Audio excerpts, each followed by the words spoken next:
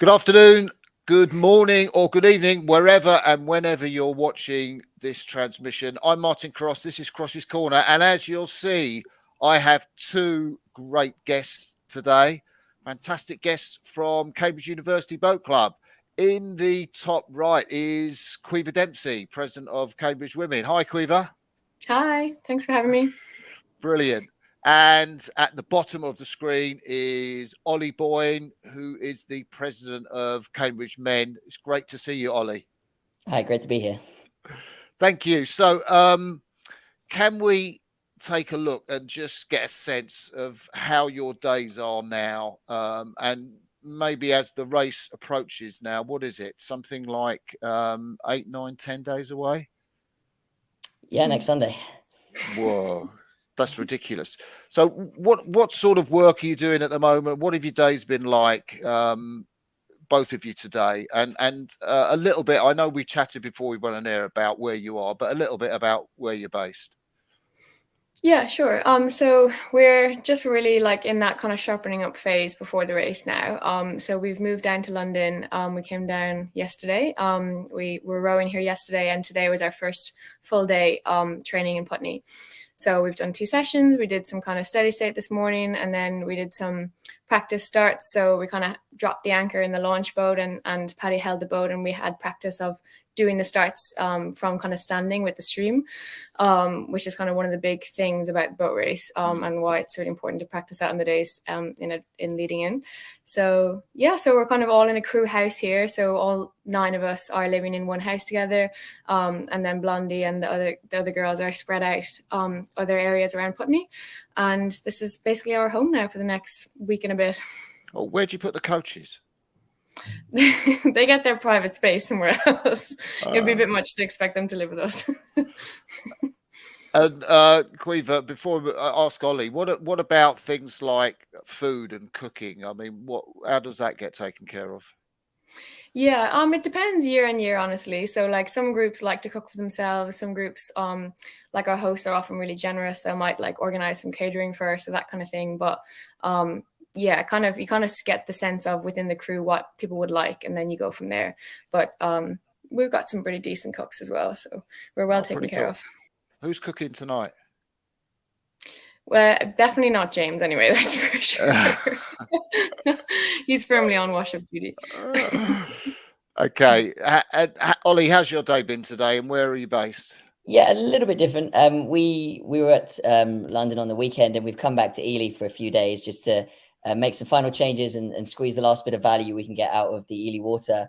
And then on Sunday, we're moving to Putney permanently. So we did a couple of steady rows this morning out in Ely, nice and windy as it always is.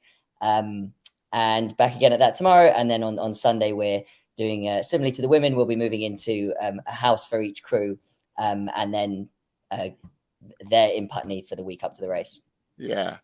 Now, maybe to both of you, how much is your job really done and dusted now with just a few days to go to the boat race, and you're focused on your crews? I know you're doing this interview, and you may well do others, but what is the role of a president in the run up to the race?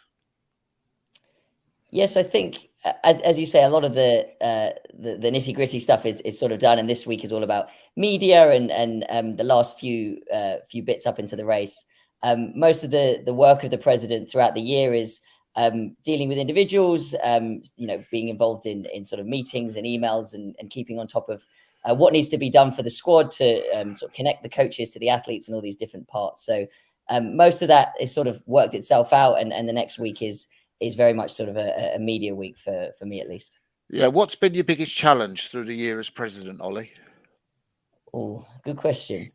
I think an interesting one is managing the trialates situation. I think, it's never particularly an angry or aggressive dynamic between the two crews you get, but as we split into our 2 crews for our trialates race, there is always a sort of a sense of competition you get, and you do sort of segment the squad into 2. So there's a real challenge there that you're, on the one hand, you're the president and you're the president of everyone, and you have to manage that.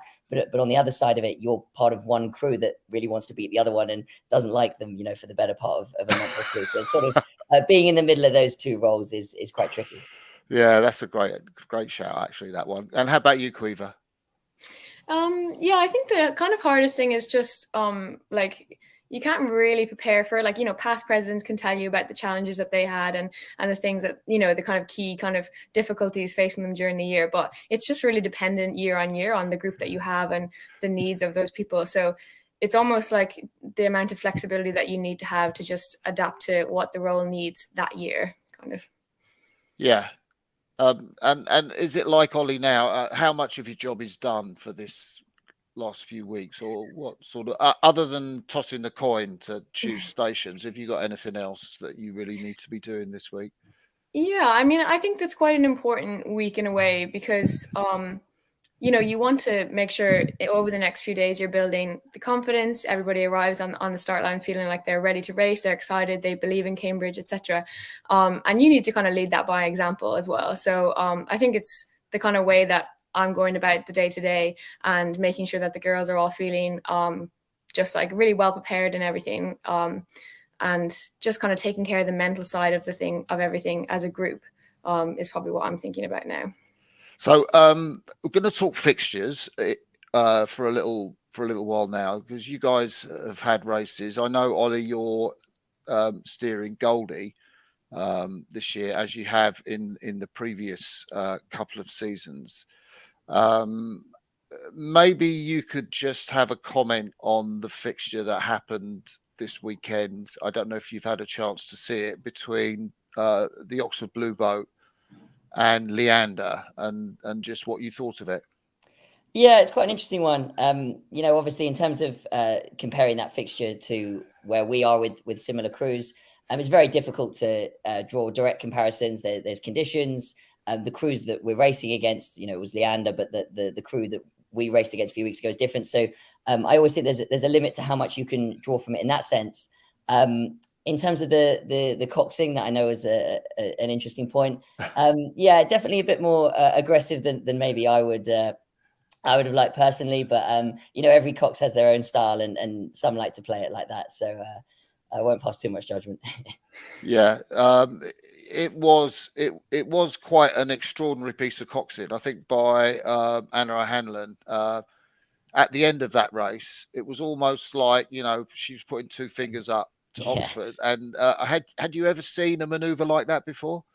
Yeah, there's been a couple of past boat races where coxes have moved in quite quickly. I don't think quite that quickly, but have moved in as soon as they get to clear water. And it's interesting because it's a very risky move. The argument is, if you're in a position where you're up and you're moving, you do gain an advantage by moving in front, but it's very risky because if the crew that is now behind can hit you at all, the umpire can call a foul and disqualify you instantly. So it's high risk, but on the other side, it's very high reward. If you can use that to end the race there and then, if you're worried that your length advantage isn't enough, then it could be the thing that decides the race. So, you have to sort of play it by ear and by the specific race, but it's definitely a risky move.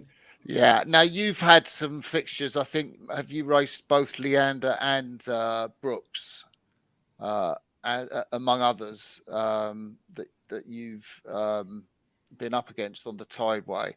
What are the guys taken from those races? Yeah, I think a lot of different things from the different fixtures. We've had a couple of pieces where there's been some wins, a couple where there's been some losses.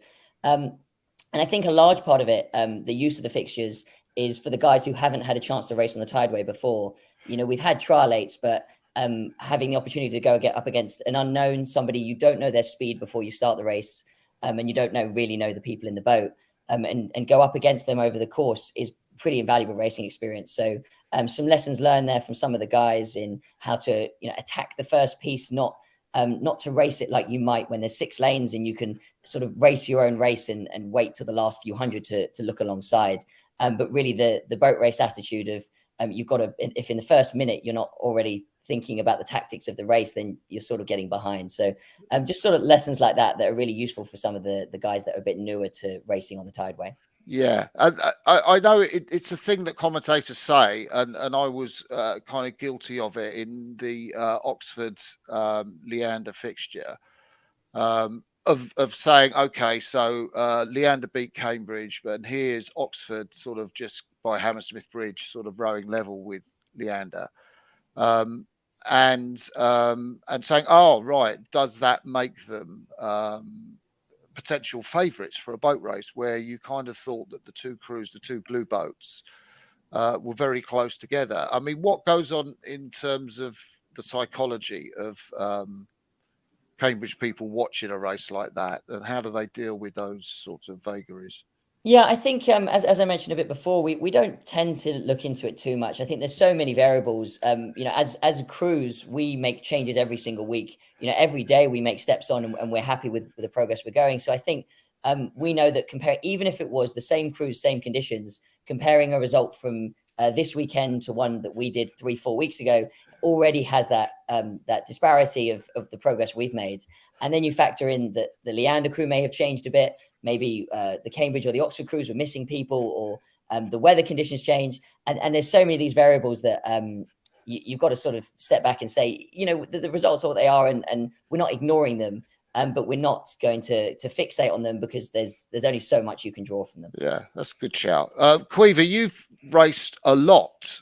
You did the women's head of the river, and then a week later you were back on the Tideway racing Leander.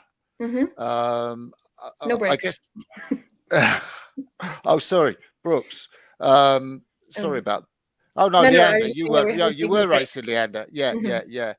I know you had raced Brooks earlier when it was kind of foggy, or I think it was sometime back in February, I seem to recall.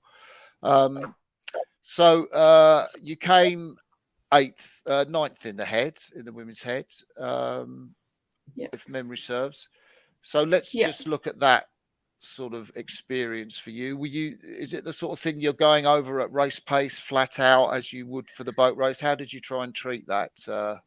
It was really good for us, honestly. Like, the reason why we wanted to do it was, so obviously we spend nearly every second weekend since January down in Putney racing these fixtures, and the fixtures are any kind of combination of shorter pieces. So max might be a half course piece, but they're always a lot less than that. And so, as a crew, we hadn't necessarily done a whole piece over the full course, and that was exactly what we wanted to get out of WeHor. We wanted to just put down a really consistent, run of from start to finish through the race plan, base pace speed, consistent speed, consistent rate, that kind of thing, and just be tick that box, another bit of confidence in the bank for us. And that's really the main reason why we went down and did it. And we kind of got that out of it, and we were happy. It was a very internal piece for us, so we also didn't really have any crews around us that much, but it was good. But it was quite nice to kind of complement the really racing scenarios of the fixtures, because they're so intense and they're so short. And this group in particular loves racing a crew next to them. And so it was quite nice for us to have that challenge of okay, go out and do it by yourselves, Yeah, and what are you going to go over at in terms of rating? Do you have an idea yet of what your boat race cruise pace is, or will it be higher when you're up against Oxford? I mean, obviously it's conditions dependent on things as well, of course, but it's definitely getting higher as we go through the fixtures. The first ones we probably started around 33, and now we're probably on 35, 36-ish. That's probably where we'll be at. Oh, wow, that's quite a pace. So when you raced Leander weekend just gone, I guess you took a lot out of that fixture. You beat them on the first one. They got the better of you on the second two. Shorter pieces. Talk us about that contest and what you took out of it. Yeah, it was really fun. It was a really nice way to kind of finish off the fixture series, because the racing was so tight, and especially having that last piece right down to the finish line was really exciting. And we had some alumni in the boat. We had Trisha Smith, who's been in the Blue Boat a couple of times. She was in the Leander crew. So that was really fun for us to have some alumni alongside. But yeah, it was good. It was good because it was one of those classic Tideway days where there was different conditions on every area of the course. So the first piece was pretty sheltered, and we were on Middlesex, and they each piece actually they jumped out on the start of us, so they had a really strong start, and then we kind of got into a good rhythm, and then we used that momentum to kind of walk around the outside of the Surrey Bend in that first piece, and then the second one we hit that wall of wind after Hammersmith, and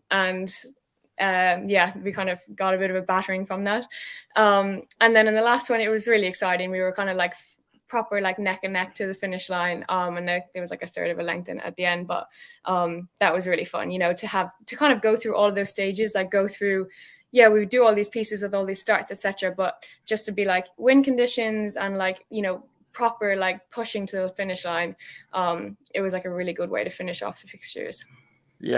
Ollie, I'm conscious I'm going to be asking you questions about the Cambridge Blue Boat, but it'd be nice to get your perspective, because you're obviously coxing Goldie. How the Goldie boat has been going, what kind of remains to be done in the next few days, and when you come onto the tideway, and just what the mood is like in the crew, I guess. Goldie's going pretty well. We've sort of been chopping and changing a little bit on the crew order the past weekend in Putney, and now we've made decisions about the final crew order, and we're just sort of fine tuning the boat now in our last few days at Ely, and then back to Putney for race week. I think Goldie's always had a very fun and exciting attitude to it. There's a bit earlier on in the season, maybe January or February, where you've got a few guys who are really competing to be in the boat, and then on the other end, a few guys who are just missing out on those blue boat seats, where it's quite difficult. Everyone's obviously a bit stressed and maybe feeling the pressure. But you get to a stage a few weeks before the race where it really picks up and everyone fully buys into to the race and what we can what we can get out of just the crew, and it's really exciting, and I think we have some good vibes in the boat. So really enjoyable. That's brilliant. I kind of want to talk to you about that sense of, selection, because it was clear when Jasper Parrish came over from the Cambridge women's squad to the men's squad that the coxing would be very competitive. I know the two of you it must have been a very close call. I'm guessing for you, particularly as president, it must be there must be an added toughness there. How were you through that kind of decision-making process? And was it a huge disappointment to you, or how do you integrate that? How do you cope with that sort of feeling? I'm not gonna lie, it is pretty difficult to deal with. I think one thing that made it a fair bit easier to deal with is our coaching team is pretty transparent about the way everything was done. I think a lot of the decisions themselves were made quite a while ago, maybe mid to late January, and the coaches were very, very honest with the whole process. They were very clear to Jasper and I when what went on and what was expected of us, and sort of where the factors that made the decision lie, sort of thing. So I think that all makes it a little bit easier, where you're not sort of left scratching your head afterwards wondering when the decision is going to be made. It was pretty clear cut. So that bit made it a bit easier to deal with, but obviously pretty difficult. The presidency side does sort of make it even a bit more difficult. You've got to sort of balance the idea of not being the guy that's in the boat, but you've still got a job to do, and you still got to you still have certain responsibilities that you sort of got to bring about. So there's a difficulty there. I think all very manageable. The role of the cox of the blue boat and the role of the president, there's some similarities in leadership, but by and large they're quite separate roles, and normally the president isn't a cox. So you can separate those, and you can still do your job as a president whether or not you're in the boat. But there's obviously the difficulty and the disappointment there. And thanks for that, Ollie. How much do you have to get across and inside what's going on in the blue boat as president? So you kind of get briefings, or I guess that might be something you're aware of in your general sort of day-to-day course of being at Ely.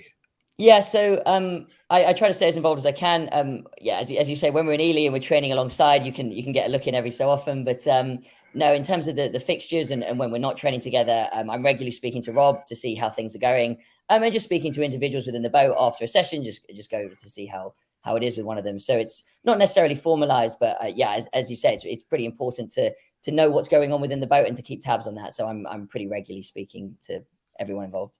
Yeah, and Caoimhe, how settled has your boat been? Personnel and positions. How long has that been settled for? Pretty settled, I would say. Yeah. I mean, we kind of first start looking at the boat on camp, so in January. That's kind of the first time because we have the trialates that kind of takes us right up to the end of the previous term. And then on camp is when we start looking at the racing crews. And camp is a really good time to just like really mix everything around. So that would be probably when we did the most swapping and trying out different people and combinations and seats and orders and that kind of thing, and coxes. And then after that, we kind of would do some selection January, February time. And the kind of blue boat selection gets done first, and then the blondie selection gets done afterwards. And yeah, so, and then in terms of seats, it's been, I think we've done all the fixtures in the same-ish order. We've had some illnesses and injuries that have, we've actually not done all the fixtures in the same order, but it's not because of we're trying out different seats. It's more to do with we're dealing with injuries and illnesses. So yeah, it's been pretty set, but we're kind of only starting to get actually in the crew consistently over the last couple of weeks.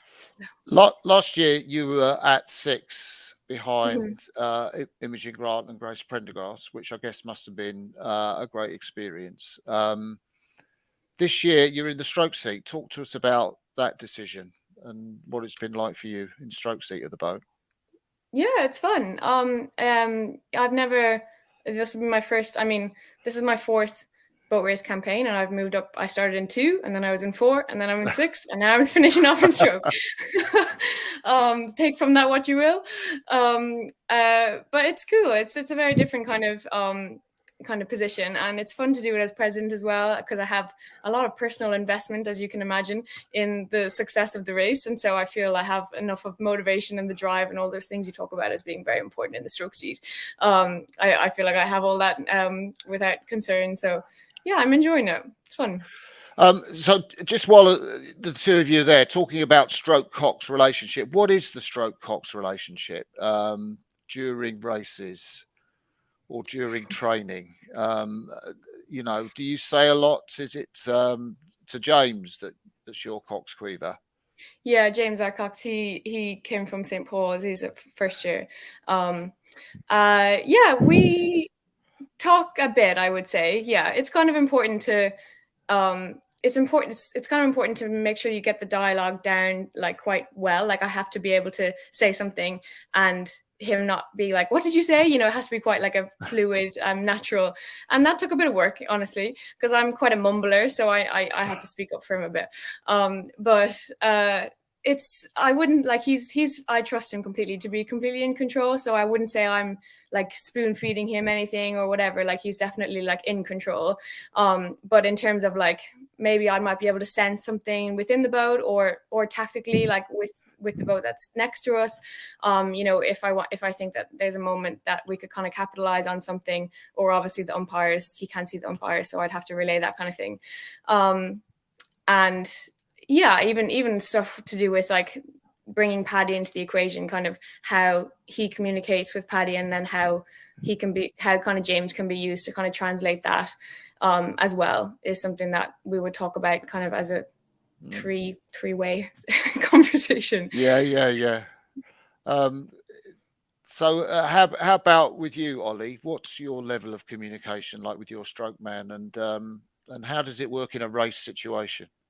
Yeah, I think it obviously very much depends on the cox and the stroke person, but no, for races, especially ones on the tideway, as Caoimhe mentioned, first and foremost, the stroke's got to be able to communicate if the umpire's saying something. That's absolutely crucial when there's howling wind and you can't really always hear the umpire behind particularly well.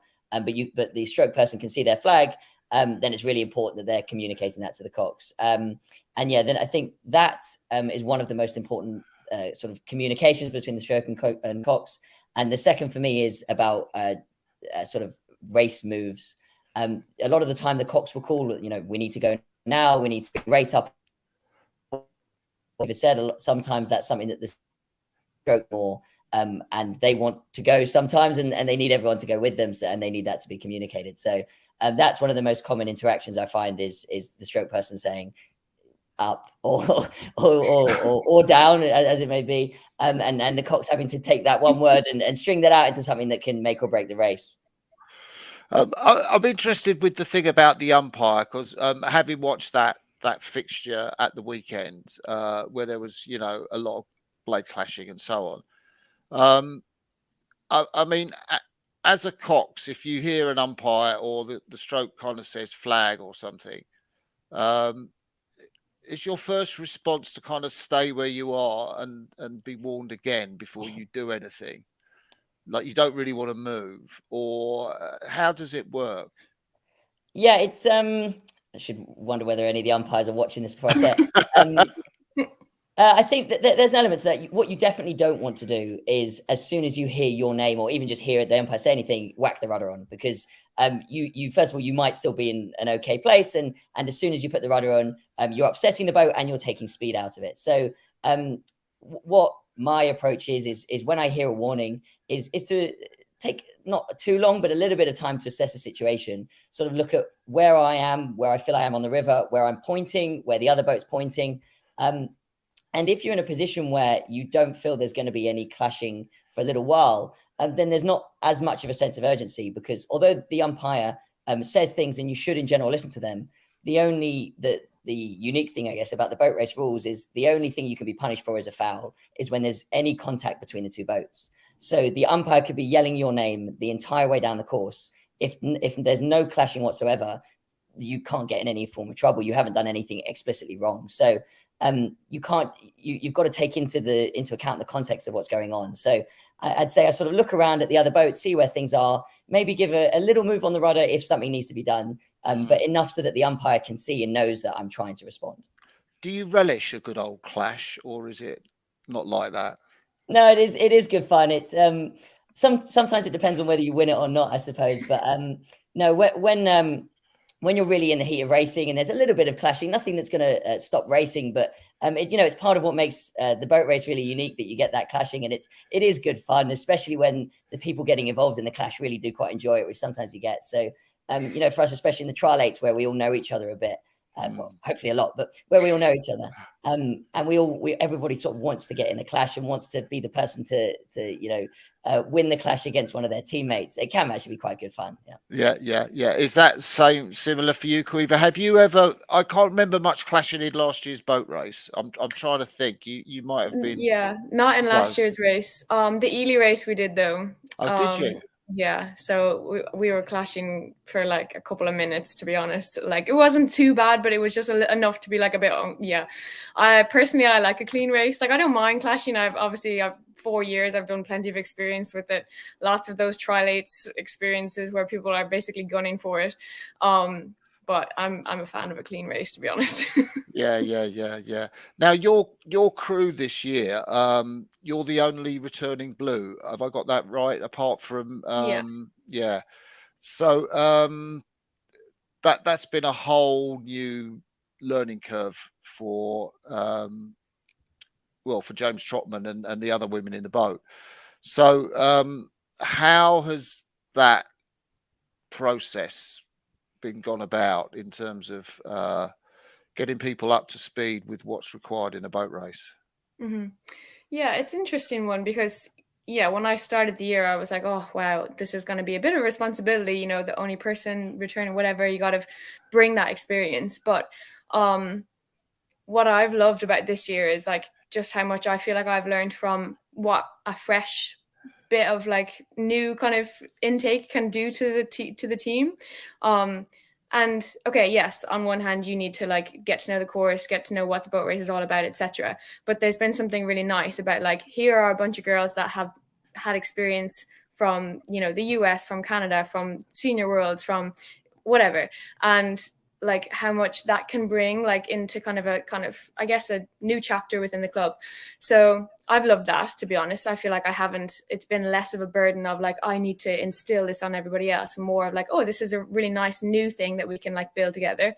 But in terms of like getting everybody on kind of prepared for the race, I mean, it's been great. Obviously, Paddy has done this for like many years. So he's well equipped with getting people up to speed really quickly.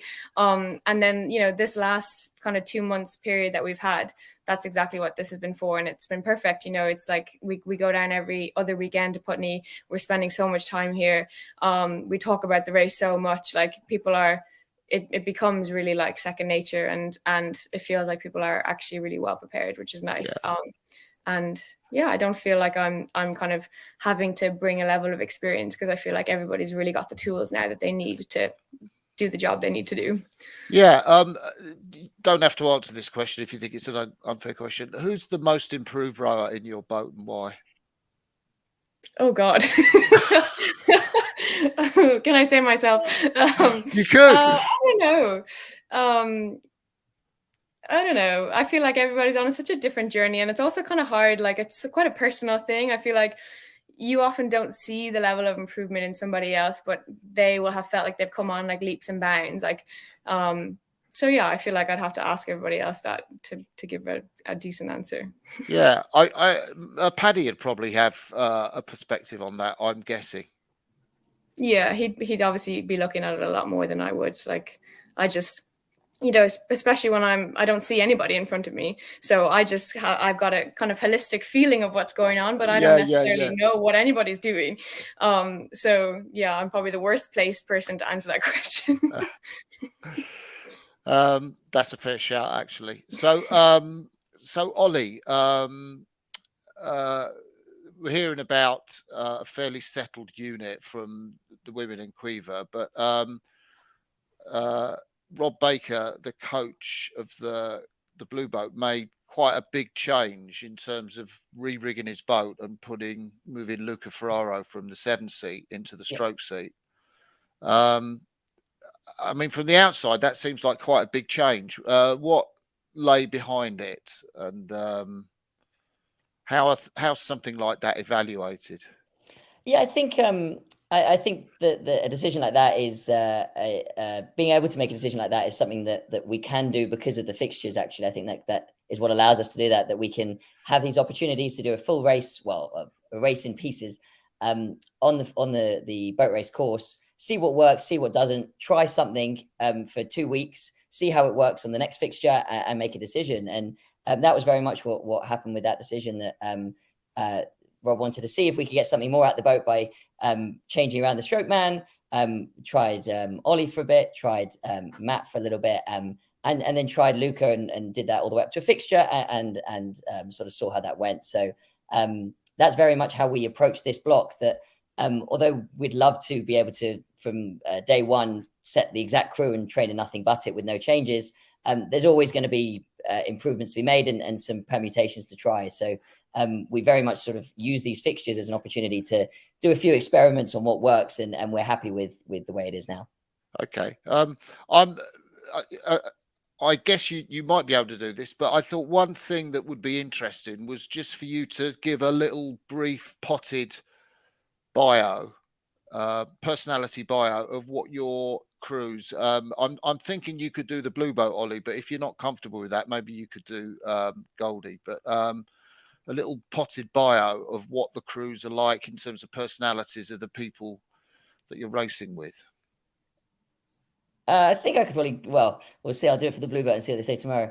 I think it's a great group we've got in the Blue Boat this year. I think to touch on the idea of returners we were talking about before, we've got Ollie Parish and Luca from last year's Blue Boat, who are some of the louder guys now in the 8 and really driving on the technical side of things as well. Obviously, Ollie's got a massive background there. Then we've got Seb and Tom Lynch from last year's Goldie, and Seb did the Blue Boat in 2021. So a good amount of experience. A bit on the tideway and a lot elsewhere from Seb as well. And Seb's a bit of I think a joker within the crew. He's a bit of a loud one as well. And then we've got some guys from elsewhere. Noam, let's see if I can make everyone right. We've got Noam and Brett, who's been here a little while, but first year with the squad, and Nick Mayhew, who are sort of bringing their experience to different places. Maybe some of them a little bit quieter, but also bring their own energy and their own vibes. And Matt as well, who's coming from the lightweights. And it's good to have him there as a sort of, we've all known him for a good few years now, and it's good to see him sort of join the fold of the heavy squad and get along there. And then I can't not forget Jasper, who's the one actually making the noise, obviously, who gets on well with his brother. So it seems like from what I can see from the outside, they all have a good fun while training. So that's good. One thing I meant to ask you at some point, but as you mentioned Jasper, there, how do you see the Jasper Parish Anna O'Hanlon matchup, the Cox of the Oxford Blue Boat, in the light of that sort of her steering in the Leander fixture, and the light of sorry. Yeah, go on. No, carry on. Jasper's quite aggressive. I've done a lot alongside him while Coxie, and he did it at the women's boat race last year. I think he's got just so much experience on the course that, in that kind of side-by-side competition, I think he has a good edge there. So I'm quite confident in his ability. That's a good shout. And one thing I thought, it would be unfair if you didn't get the chance to mention some of your crew Goldie, Ollie. So you might like to do that. Yeah, sure. Talk about what they're like. So we've got a good few guys around this year. Some of them have been, so I've been in the squad now for 4 years, and a couple of other guys, Cam and Reef, have been here as long as I have now, and they've also done Goldie the year before and the year before that. So it's been great with them to sort of see the club change. While we've been here, we've gone from being a divided club to unifying, been through COVID, the Ely boat race, all of that. So been great to do that with them. We've got George Hawkswell as well, who was in Goldie last year. And we've got a few new guys. We've got a couple of lightweights in the squad, in the crew. Sorry, we've got Orlando Morley and Cam McKenzie, who were in last year's lightweight blue boat. We've got fresher Luke Beaver, who's started the year a bit quiet, but he's coming out of shell nicely. Who else we got? We got Tom Marsh, who was a spare last year, and Sean Hayes, who's come from Harvard in the US. Am I missing anybody else? I think that's everyone.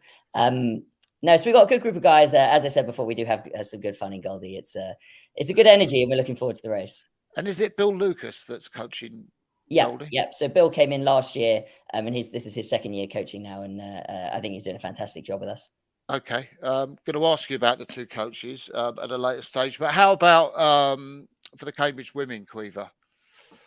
Yeah, okay. We've got a pretty good mix of the girls. So if I go from bow, in bow we've got Karina, and she is perfect for bow because she's like super just organized. She's on top of everything. She's most definitely knows where our bows are pointing. She's in control. I wouldn't want anybody else down there. And then we've got Rosa. She's come from the lightweights, and she brings that kind of, the lightweights always have a really great, like, just super hype energy. She brings that for sure. So she's great. And then we've got Alex and Jenna, who are both from Blondie. And it's an interesting, actually, as the boat goes up, the level of noise decreases, I would say, dramatically. So Alex and Jenna are definitely our loud people in the boat. They're giving us all the hype, and they make sure that everybody's, just kind of like high positive energy up, that kind of thing. I think they just make sure that each session kind of is staying productive and staying happy. And then we've got Freya, and Freya is, by comparison, very quiet in the boat because she's very focused, because she's putting down an awful lot of watts at all times. And then we've got Isabel in 6, who is our kind of big crew, I would say, mama bear situation. She really takes care of everybody. We'd all be quite lost without her, to be honest. So she's kind of just, she's definitely our kind of big support lady, which is kind of perfect for 6, honestly. And then we've got Claire in 7, and Claire is just, she's great. She's bringing a lot of finesse to the whole thing, and she's also really competitive. So she's also kind of bringing that kind of edge and that fire. And then I'm bringing whatever I'm bringing. And then James is bringing our average age down, I'd say is what he's doing. dramatically. Yeah, but it's good overall. I was talking to the Oxford crowd over a week or so ago. Did interviews with them, and I was saying with Andy Nelder, oh well, it looks quite close between. I thought I'd just take that tack really, and he said, no, that's ridiculous. He said Cambridge are the favourites. We're the underdogs. So I thought it was an interesting way to go. From Andy, thing to say. What sense of that do you have, Caoimhe? I mean, I was, underdog mentality is quite nice position to be in sometimes. So fair enough. But I don't know. I kind of always say this, but I wouldn't say we super think about, how much edge or who's got the edge or what's the kind of advantage seat by seat or any of that kind of stuff, because I don't know, it just doesn't make us go any faster to do that. It doesn't really, we can't change anything about it. And the only things that are actually going to make us any faster is what are we doing within our boat? How can we bring this crew together? How can we find as much speed as we can? So yeah, that's kind of what we're thinking about. And I think if we spend days thinking about, or we kind of are we don't want to put any energy, we want to put our energy into ourselves, and we don't want to put it into anything external like that. So I think if we kind of, as we have been all year, are just really focused on finding as much really that top end speed as we can in the next 2 weeks, which is the really exciting part of the whole season. It's what we all train for, is the next few days when everything's feeling really sharp and it's really, really kind of cohesive, and the sessions are getting shorter, but the pieces are getting kind of higher rates, and it's really racy. Then kind of we just focus on that and kind of enjoy kind of, I guess, reaping the rewards of all the work we put in together. And then we'll see what happens on race day, really. Do you feel the energy returning to your body at this time after being absolutely knackered from training, twice a day and studying and all that? Do you feel a sort of sense, is there some sense of rejuvenation at this time of year? Yeah, you definitely feel it. Once you kind of come down to London, and over the next few days, the sessions will become much lighter than we've had all year. And it's kind of a weird feeling, you kind of start feeling I wish I was doing more work, you do a couple of 2-minute pieces and you're let's keep going, or you just get really, really itching to be on the start line, which of course is how it's meant to be. But yeah, it can be kind of a weird, unsettling feeling. But it means that when you do get there, you're absolutely raring to go. So yeah. Yeah. Ollie, I wanted to ask you about the coaching setup. You mentioned Bill Lucas has been doing a fantastic job. I wanted to ask you about Rob Baker as well, and what, as a coach, he brings to the Cambridge crews. Yeah, so Rob's been here now since 2019. So I've been here 4 years, seen him 4 years. I think a lot of the value he brings is he knows what he wants to get out of the boat, and he's very, very clear about what he wants, and will stay on it until it happens. Very often at the start of a session or very early, he'll say to the megaphone that this particular thing, you're not picking the boat up right, or something like that. We need to work on that, and he'll keep it pretty simple and until we get it right. And there's such a value in that simplicity that we keep working at it until we feel a change. And once we feel that change, we know what works, and we can bring that forwards. And I think that sort of that approach has been so useful in making steps on. I think when we had the Ely boat races where we only had 3-4 weeks to train after having been out of lockdown, that's the exact kind of approach you need, and is what led to us winning. So I think that's where the value is. Yeah, that's really interesting. I think it used to be the case that you used to look at boat race crews, and Sean Bowden's crews in particular, and say, well, Oxford's were more, I guess they were more harsh with their technique, not as cultured as Cambridge. I wonder if that a sense that you got at all being up in Cambridge? Yeah, I think that comes around a bit. As mentioned before, we don't expend too much energy in worrying about sort of how they row versus how we do, because what they do doesn't really affect our speed. So yeah, that sort of thing comes around a bit, but by and large, we're focused on making our boat faster. Yeah. How about from your perspective, from Paddy Ryan Quiver, and what he brings to you as a group? Yeah. I mean, I've seen him kind of like as the assistant role and also as the head coach role now for 2 years of each. And he's great, honestly. Like I would say that he's like the best technical coach I've had in my nearly 10 years of rowing. Yeah. And and yeah, he's just got a really great way of kind of, he knows exactly what it should feel like, and he's really good at kind of explaining that, and he has lots of different ways of explaining it, which is helpful because sometimes the same words don't really click with everybody, and it can be really like, I've had experiences with him where he's kind of saying it one way again and again, and I'm like, I just don't really get that. And then he'll say the same, try to go about the same concept with different words, and I'm like, oh, okay, yeah, that makes sense to me. And he's like banging his head against the wall, but like he has that flexibility to be able to try those different things with different athletes. So I think his ability to kind of tap into like the needs or like the understanding of the athlete and then like cater the coaching to fit that is probably like a big strength of his, I would say.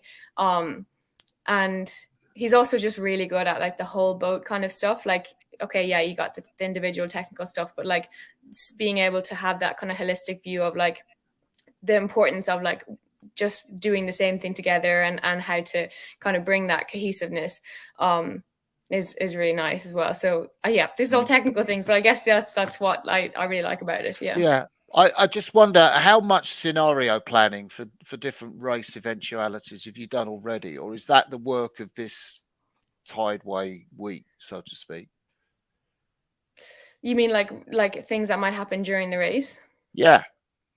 Yeah, no, we talk about it quite a lot, I would say. We'll have like conversations about like, okay, what happens if, somebody falls off their seat, or what happens if, the bridge falls down or whatever. Like we'll have these kind of conversations just so that we can have like, get all the really ridiculous things out in the open that people might be like wondering, but like think, oh, this is too dumb to ask a question about that. So we do have like really explicit like conversations about just really ask the stupid things that maybe you feel like we should. And then we have more like realistic conversations about like, okay, what do we do in this scenario? And that'll be like James leading that in terms of like race tactics, and Paddy would have kind of helped him along with that.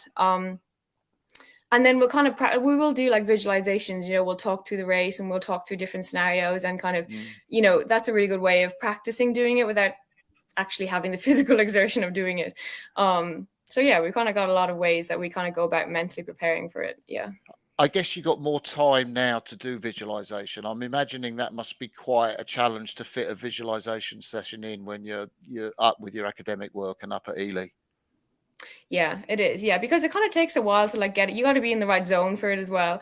You kind of can't really be something that you do like in the middle of a work day. You kind of do have to be in like rowing mode to get kind of something good out of it. But yeah, it's definitely things that we do kind of more when we're in Putney. Yeah. And what about from your sense, Ollie? Yeah, we don't tend to do sort of the visualization side of things. We tend to rely more on past races. There's I'm trying to think when you can actually get the footage from, maybe 20, 30 years of footage where you can see the race from all different perspectives. And we're very fortunate to have alumni come back from those races and talk to us about what was going through their head at those points as well. So that's something we take advantage of a lot, and we'll watch a video. Rob will pause it, and either somebody who was in the boat or Rob will talk about, okay, this Cambridge crew was up, they were down, this is what they were doing now. Did it work or did it not work? And why is that? And for us, that's especially being able to see the people and speak to people who were there is so invaluable. I mean, you can really get a sense of what it's like to be in that situation, and learn from both what went well and learn from their mistakes. So that's the approach we tend to use. So out of those alumni, maybe that you can remember, I mean, whose contribution has struck you particularly and thought, wow, that's really interesting, or that's so we had helpful? The 2003, a few from the 2003 crew this year. Oh, wow. Which was an incredibly close race.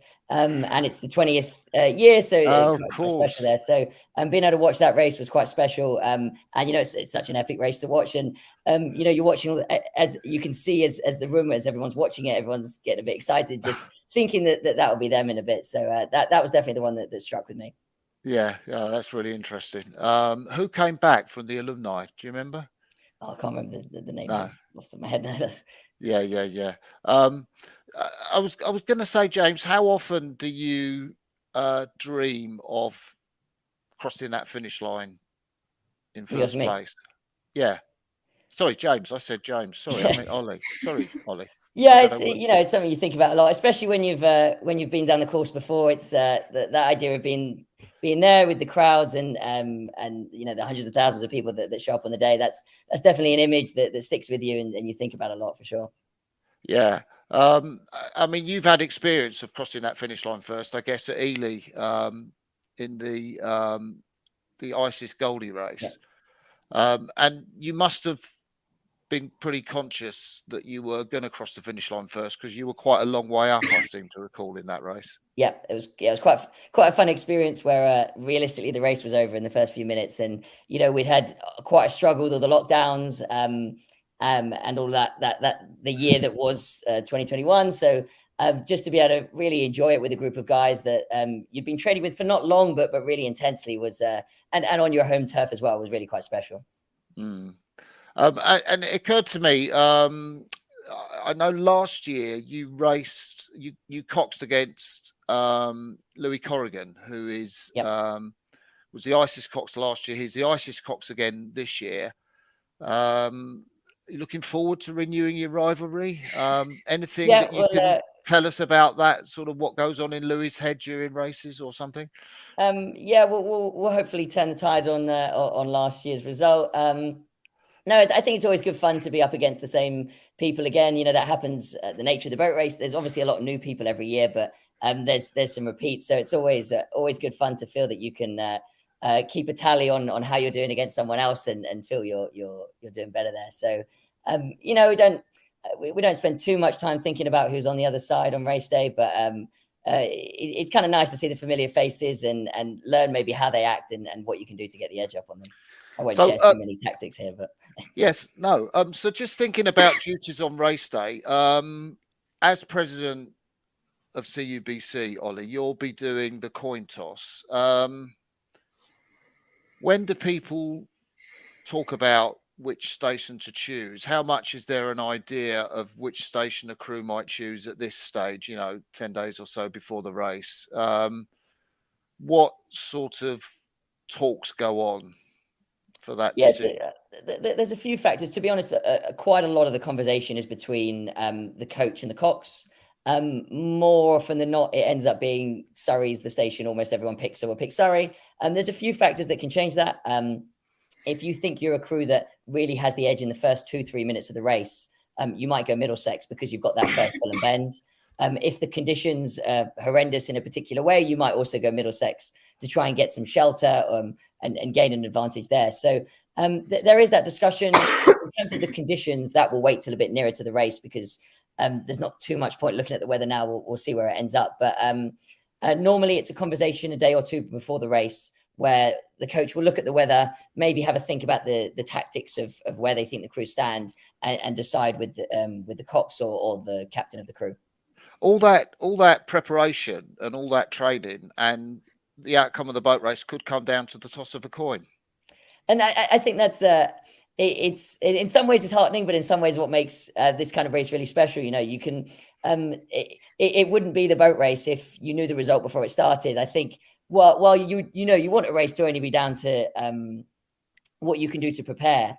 And being able to respond to the randomness that can get thrown out, someone in the river, horrific conditions or a coin toss, is part of what makes it so exciting and so special. Yeah, that's a great answer. How about you, Caoimhe? Have you got any idea which station you're going to choose? I mean, I think it's like pretty predominantly Surrey, unless something is looking like there would be a benefit to being elsewhere. Yeah. Yeah. And how do you feel about the coin toss this year? Is that something you've thought of at all, or it's just gone to the back of, that's the least important thing I need to worry about and I'll just go out and do it? Yeah, I feel like the second one. No, it's fine. I mean, obviously, I've been there for a couple of coin tosses now. I know what's going on. It's not an unexpected experience. But yeah, I think it'll be interesting to see kind of in the days leading up what the conditions are looking like and that kind of thing, and seeing if we need to think about it at all. But other than that, it's just kind of exciting, like races on moment. Who gets the choice to call heads or tails? Is it the challenger I or? think it's the challenger, Yeah, eh? I believe so. Ah, right. So, No, not me. so, so it won't be you. You won't have to make that call. No, All I'll right. just So, deal with what's given to me. so the pressure's off. So, you're going to be making that call, I think, Ollie, because you're the challenger. Yeah, so I'll have to think of what side of the coin. Not sure yet. We'll see. We'll flip a coin to decide. Yeah. So, what sort of things do the guys get up to when they're, maybe I don't know whether they're doing their academic work during this time in boat race, in the Tideway week, or watching films, or how does the time get spent? Yeah, so we try to, where possible, limit academic. We try to get things out of the way. Terms ended, so for the undergrads, definitely they can focus a lot more on the race, and hopefully for the postgrads, they can move things around. So the priority really is about getting your mind away from rowing and academics for a minute, because so much goes on during this week. There's so much pressure, so much media, so much training, that it's really important that everyone gets their downtime. So we go back to the houses we're staying. For some people, it's sleeping. For some, it's playing games. Some, it's watching films. Whatever it is, the priority really is just getting people off their feet, relaxing, and doing what it is that they need as their downtime, because the pressure is on, and it's really important that there is that downtime. And you've obviously got a sense of that, Caoimhe, from your experiences of 3 boat races and this being your 4th. Mm-hmm. How is that for It's you, the Tideway week? What do you it's spend your time it's doing? really nice, honestly. Like it's a really nice time of year because you've got this really protected space where like you're down in Putney to do this race. Like there's no like, oh, I need to, I need to get to this lecture, this person needs to get to this lab, whatever. Like all that's over. Like we're down here fully for rowing. And you're really like enclosed in your bubble, especially as like in the days leading into the race get closer. It's very like you have your protected time. You have to do some media stuff, and then you go back into your kind of bubble, and it's very like the kind of team like kind of crew cohesion gets really strong. And it's just like you get to enjoy like spending that time together. You've put all this work in all year. This is like the really fun part. So yeah, it's a nice time. Yeah. Oh, right. I just wondered, does anyone come up to you, because people bet on the boat race, obviously, and the outcome? Does anyone come up to you for tips on how things might go? Oh yeah, there'll be definitely people like, especially we walk. So where our house is like a little bit down along the course. So we'll walk to and from like a bit along the course every day, a couple times a day to get to training. And people will be like, "Oh, good luck," or "Oh, go Oxford," or "Oh, we hear your X, Y, and Z in terms of favoritism," and you're like, "Oh yeah, okay, just everything." Yeah. But it's cool to see that kind of like the local people getting really excited and into it, and like you kind of get a sense of like it is a real big cultural event, and that's kind of fun to be a part of. So are your mates asking you for tips, Ollie? No, they haven't. Well, maybe they will be in a week, but nothing so far. But much the same as Caoimhe, it's really quite special actually to see people just stop you and ask you, oh, you rode for Cambridge, and some of them have their own stories about their involvement or why they support Cambridge or Oxford or whatever, and it really makes you realize how much bigger the event is than just the boats that are there on the day, and how much it means to a lot of the people in the area. So it's quite special. And I think just finally, what are your plans? What are both your plans for rowing post boat race, if you have any at all? I don't know, Ollie, whether you're coming to the end of your studies and what that might mean. Coxes are generally useful people to have around their own scene. Yeah, we'll see. No, for me, I'm very much taking it 1 year at a time. I've got a little while left on my PhD, but very much it's all eyes on next Sunday, and ask me that question in a week and a half, maybe, but Yeah. not really sure at the moment. And how about you, Caoimhe? Yeah, it's kind of always quite hard at this stage to be thinking about anything other than the race. But yeah, we'll see. I mean, I've done this for so long. It will be really hard to step away whenever I do that. It's been a huge part of my life for such a long time. So, but I also have a lot of work to do. So we'll see. Yeah. Well, it's been fascinating spending that time with you. It's been really great. We've had quite a few people on watching as well, and I think quite a few people will watch. You've been very open and generous with your questions. It's been fascinating watching you as the darkness goes on, because you obviously haven't got a light. Yeah, overestimated the light. There's a little message there from Matthew Isaac. It's been super. So we'll end the live part of this interview there and say bye, everyone. Have a great race on boat race day, both Ollie and Caoimhe, and I hope everything you wish for comes to pass. It's been great. Bye, everyone. Thanks very much. Bye.